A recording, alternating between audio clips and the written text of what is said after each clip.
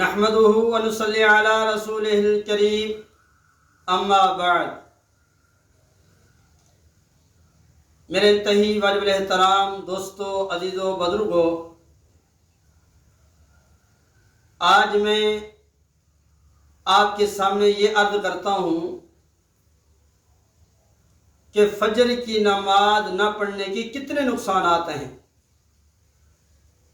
سارے نقصان تو میں بیان نہیں کر سکتا، لیکن 2-3 میں عرض کرتا ہوں۔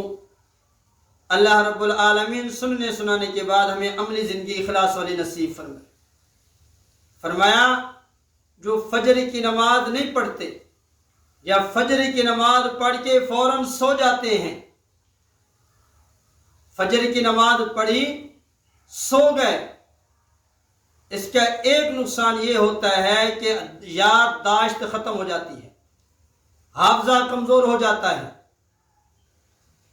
عورت نماز پڑھ کے سو گئی، فجر کی نماز پڑھ کر سو گئی، اب یادداشت کمزور ہو گئی، حافظہ کمزور ہو گیا، اب بات بھول جاتی ہیں، کام کرنا بھول جاتی ہیں۔ اپنے خامند کو کوئی بات کرنی ہوتی ہے تو بھول جاتی ہیں، جب خامد چلا جاتا ہے تو بعد میں یاد آتا ہے۔ گھر میں کوئی چیز رکھی، بھول گئے، پتہ نہیں کہاں رکھی ہے۔ تو جو فجر کی نماز پڑھ کر سو جاتا ہے، اس سے یادداشت کمزور ہو جاتی ہے، حافظہ کمزور ہو جاتا ہے، خواہ وہ مرد ہو یا عورت ہو۔ اس لیے فجر کی نماز کے فوراً بعد نہیں سونا چاہیے۔ نماز پڑھیں، تلاوت کریں، ذکر اذکار کریں، اشراق کا وقت ہو گیا، سورج نکلنے کے تقریباً 10-15 منٹ بعد اشراق پڑھ کر اب سو جائیں۔ ہاں، اگر کسی کی ڈیوٹی ہے، وہ ساری رات ڈیوٹی کرتا ہے، اب اس کو نیند آئی ہوئی ہوتی ہے، تو وہ نماز پڑھ کے فوراً سو جائے تو اللہ رب العالمین اپنے اس کے حال پہ رحم فرمائیں گے۔ اس کے مسئلہ یہ نہیں ہے۔ اور فرمائے بعض روایت میں یہ بھی آتا ہے جو فجر کی نماز پڑھ کے سو جاتے ہیں، اللہ تعالیٰ ان کے اوپر رزق حلال تنگ کر دیتا ہے، حلال رزق کے دروازے بند ہو جاتے ہیں، برکت کے دروازے بند ہو جاتے ہیں۔ کتنا بڑا نقصان ہے۔ ادھر ادھر کا رزق تو بہت ملے گا، سود کے ذریعے، رشوت کے ذریعے، جھوٹ کے ذریعے، دھوکے کے ذریعے، لوٹ مار کے ذریعے لوگوں کو حق کھا کر یہ تو مال بڑا جمع کر لیں گے، لیکن رزق حلال، برکت والا، نفع مند، اس رزق کے دروازے بند ہو جاتے ہیں۔ جو فجر کی نماز پڑھ کے سو جاتا ہے، اس کے اوپر رزق حلال کا دروازہ تنگ ہو جاتا ہے۔ اور بعض حضرات نے یہ لکھا ہے کہ جو فجر کی نماز چھوڑ دے، فجر کی نماز نہ پڑھے، سویا رہے، اس کی زندگی کا یہ منحوس دن ہوتا ہے۔ جو فجر کی نماز نہیں پڑھے گا، اس کے لیے یہ منحوس ترین دن ہوگا۔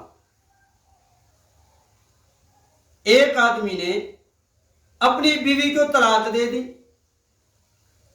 کہنے لگا کہ جو زندگی کا منحوس دن آئے گا، اس دن میں تجھے طلاق ہوگی۔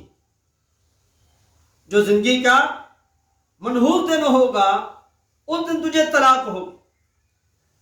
اب وہ سوچنے لگا وہ منحوس دن کون سا ہوگا۔ ایک اللہ والے کے پاس گیا اور یہ واقعہ بتایا، تو اللہ والے نے فرمایا بھئی جس دن تو فجر کی نماز چھوڑ دے گا، وہ تیرا منحوس دن ہوگا، اس دن تیری بیوی کو طلاق ہو جائے گی۔ تو فجر کی نماز نہ پڑھنا یہ زندگی کا منحوس دن ہے، اور جو روزانہ فجر کی پڑھتے ہی نہیں ہیں تو کتنے ان کے دن منحوس گزر رہے ہیں، پھر پریشانیاں ہیں، تکلیفیں ہیں، بیماریاں ہیں، دکھ ہیں، سکون ختم، راحت ختم، سب کچھ ہونے کے باوجود، مال ہے، دولت ہے، مربے ہیں، بنگلے ہیں، سب کچھ ہے، لیکن سکون نہیں، چین نہیں، خوشی نہیں، ہر وقت دل کے اندر بھی پریشانیاں، ذہن بھی خراب رہتا ہے. کیوں؟ اس لیے کہ اللہ کا حکم توڑ رہے ہیں. پہلے جو نیک حاکم ہوا کرتے تھے، اگر کسی آدمی نے کوئی جرم کیا ہوا ہوتا اور اس کو سزا دینی ہوتی، حد لگانی ہوتی، تو جب اس کی حد لگانے کا وقت آ جاتا تو پتہ کرتے بھی اس نے صبح کی نماز پڑھی ہے یا نہیں پڑھی. اگر صبح کی نماز اس نے پڑھی ہوئی ہوتی تھی، اس کے اوپر حد نہیں لگاتے تھے. اور جس دن وہ صبح کی نماز نہیں پڑھی ہوئی ہوتی تو اس دن وہ حد لگاتے تھے. کیوں؟ علماء نے فرمایا کہ جو بندہ صبح کی نماز، فجر کی نماز پڑھتا ہے، وہ اللہ کی امان میں آ جاتا ہے. اور حاکم اس پہ حد نہیں لگاتے تھے کہ بھی یہ تو اللہ کی امان میں آ گیا ہے، ہم اس کے اوپر حد کیسے لگائیں. اس لیے کوشش کریں فجر کی نماز کے اہتمام کیا کریں، اور فجر کی نماز کے فوراً بعد نہ سویا کریں، اشراق پڑھ کے سو جایا کریں. اللہ تعالی ہم سب کو 5 وقت نماز کے اہتمام کرنے کی توفیق عطا فرمائے.